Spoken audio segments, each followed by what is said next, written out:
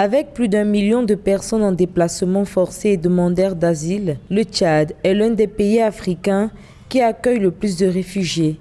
Alors que le pays fait face à la crise socio-économique, des populations locales sont obligées de partager leurs maigres ressources avec les personnes fuyant les conflits dans les pays voisins. C'est dans ce contexte que le Haut Commissariat des Nations Unies pour les réfugiés plaide pour plus de soutien aux populations hôtes en retour à leur générosité humaniste.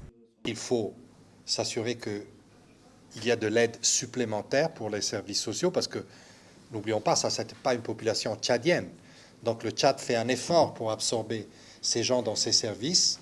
Il faut que cet effort soit reconnu et soutenu de la communauté internationale. Du fait des conflits sur ses principaux axes frontaliers, à l'est avec le Soudan, à l'ouest le Cameroun, le Niger et le Nigeria et au sud avec la République centrafricaine, le Tchad reste au centre d'une situation humanitaire complexe. Les récents conflits liés à la lutte contre le terrorisme dans certains pays du Sahel comme le Burkina Faso et le Bénin, qui étaient épargnés de ce phénomène jusqu'à un passé récent, accentuent la crise humanitaire.